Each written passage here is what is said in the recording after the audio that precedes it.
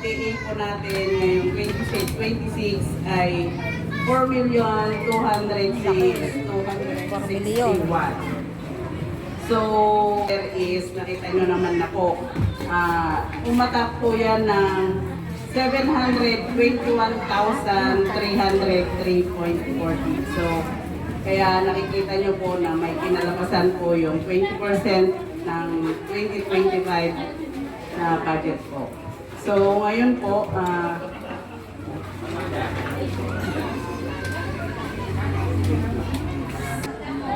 SK Fund ngayong taon na 2026 is 426,426 pesos .10. Tapos sa BTRRM po yung mga pinapibili po natin ng mga, for example, bota, mga kapote, mga ginagamit po naglilinis yan ng mga bala at kung ano-ano pa po. Doon po nanggagaling sa 5% BTRRM. So, doon din po sagad. Sagad po, doon po nakabilong ang ating mga senior citizen. So, ngayon pa lang po, tanungin ko na sa inyo kung ano pong gusto nyo mangyari sa fund ng senior citizen ng 2025 po.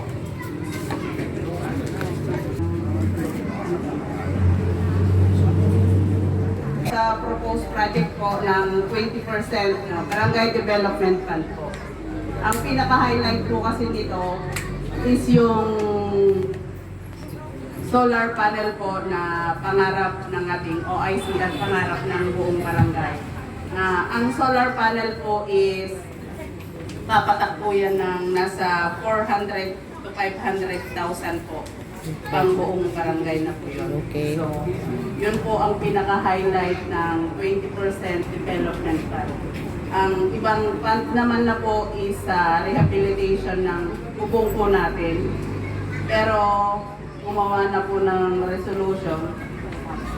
Gumawa na po ng resolution na nagre-request ng panibagong barangay hall po. Gaya po ng barangay hall po sa Malbeg.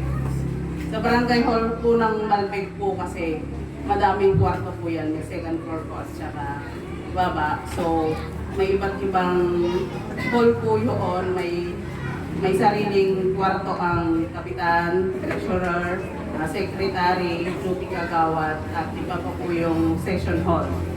So, makasakali pong mapagbigyan tayo at nag-request na po kami kay Madam Susi. So, ang iba pa pong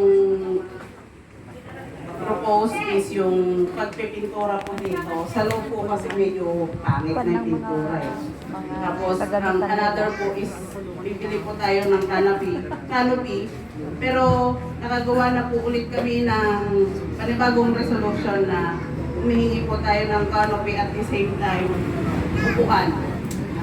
Kaya po ngayon kulang tayo ng upuan. So, nakapag-request na po. So, yun lamang po at meron pa pa. So, meron po akong additional na sasabihin regarding po sa ating BHS. Sa BHS po, di ba, nabanggit po ni ating Kagawad Esteban na may duty po dito na midwife, di ba po? Ang sakop po kasi na catchment na barangay na pupunta po kasi dito is from Matindig, Cabilio, Burgos at Nagmisahan po. So, everyday po yan, Lunes hanggang Biyernes po. Tapos, ito po, Martes hanggang Biyernes po, sorry. Tapos, sa lahat po ng senior, nag-post na po ako sa GC pero yung iba po walang cellphone.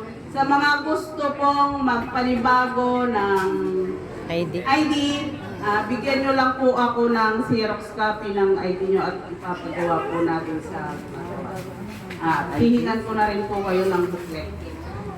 So, nagaling po sa inyo ay hindi po mababayaran yun ng simpleng kabayaran lamang. Kundi yun po ay nasa taos-pusong pasasalamat po sa inyo.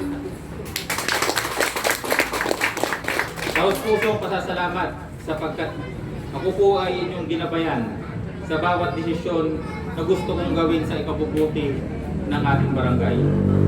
Taos taus-pusong pagpapasalamat sa aking mga kasama, mga kagawad, treasurer at secretary. Sapagkat hindi ko po maisa sa katuparan ang napapakinabangan ninyong proyekto at nakikita ngayon. Ang Barangay Bibiglat po ay hindi sa akin, kundi sa ating lahat na residente ng barangay. Kaya nararapat lang po na pagmalasakitan natin ang bawat residente nito.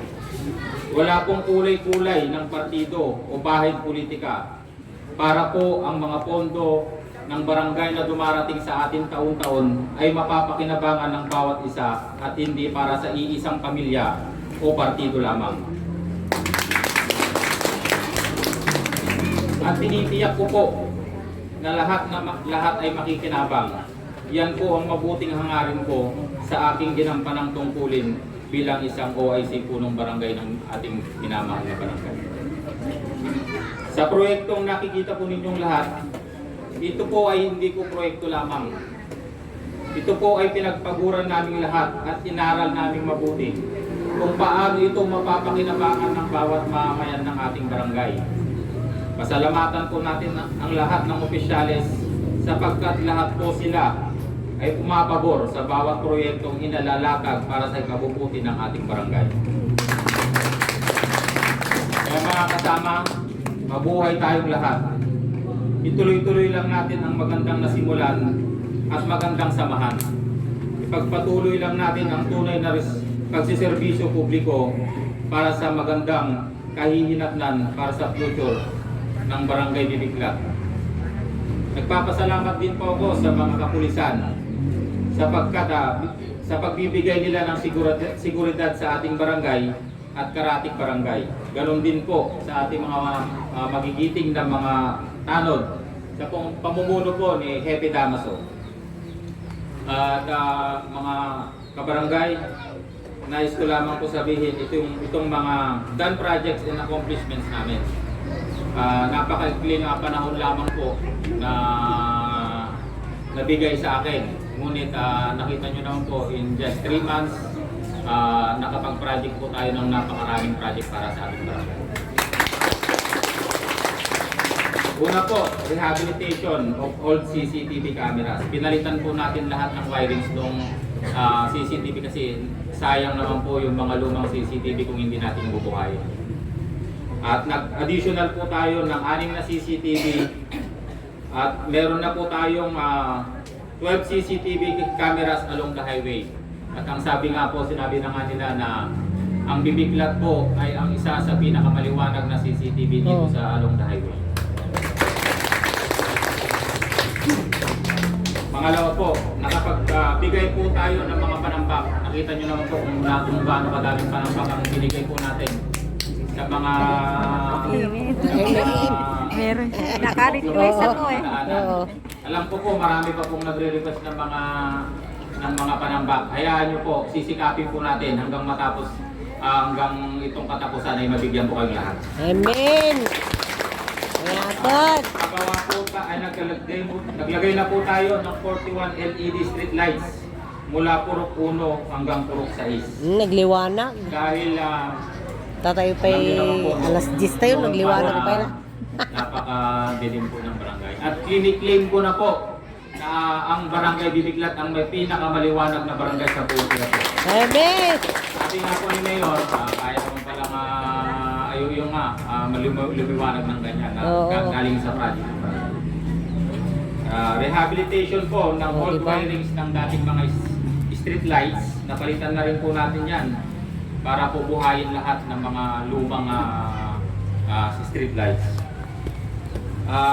Naisingit po natin yung canal lining sa Purok 1 dahil kahit po walang ulan sa Bermudez at Dismaya compound, kahit wala pong ulan, pinapahapon sila galing po sa bukid yung tubig. Kaya binigyan po natin sila ng konting pondo at napakiusapan ko naman po sila na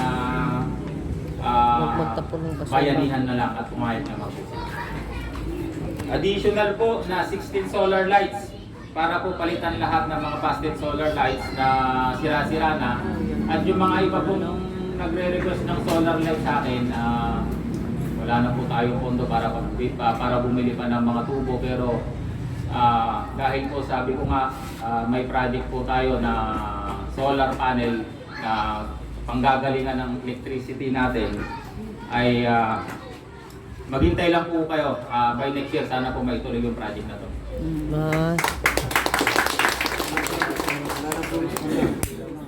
Nakabili na rin po pala tayo ng kulong-kulong. Pero wala pong motorsiklo. Kasi wala po tayong budget. Bali po, napondohan na po namin yan. Ayan po ang muna namin ipa-project by January. Oo, daming service. Dapat 3. At nagpalagay po, nagpalagay po tayo ng 6 pieces trompa o public address. Di trompa. Additional pa yun na kaya pa. Next year. Hindi, next year. Hindi na. Pwede siguro mga 3. Para sabi kasi nila, meron pa pong mga blocking area na hindi nila naririnig. Sa Puno, looban, at saka dito po sa likod. Kaya kinakailangan pa po ng additional na trompa. Kaya po. Ito po yung mga project na nagawa sa pamamagitan ng resolusyon. Farm to Market Road, 99% tapos na po. Ito po yung nandito sa may simbahan. Ito po nandito sa barangay. At dito po sa may Bartolome. Opo. Nakahingi din po tayo ng maliit na project galing DPWH kasi sabi nga po may natira pa silang mga gamit, mga materyales. Kaya yun po, naihingi po natin yung Mabros compound na simento na rin po yun. Ay, oo, nakita. Hindi, Masalamatan din po natin si ating minamahal na Mayor Jose Hidalgo Jr. Sa pagpapahiram ng bako para tanggalin ang mga lupang nakabara sa mga kanal po natin. Kahit nagustuhin ko man pong solusyonan yung dos stress kay Ate Ana po na lagi napipirwisyo ng baha, kaya lang hindi po kayang pasukin ng bako. Hindi ka banda. Pasensya na po, kahit naman gustuhin ko man po na hindi kayo mabaha doon, kaya lang talagang hindi kaya. Opo, hayaan nyo po at meron po tayong solusyon dyan.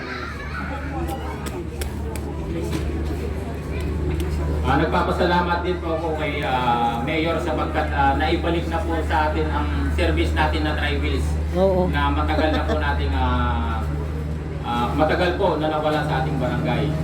15 minutes lang po, tinawag ko po sa kanya at nag-usap po kami.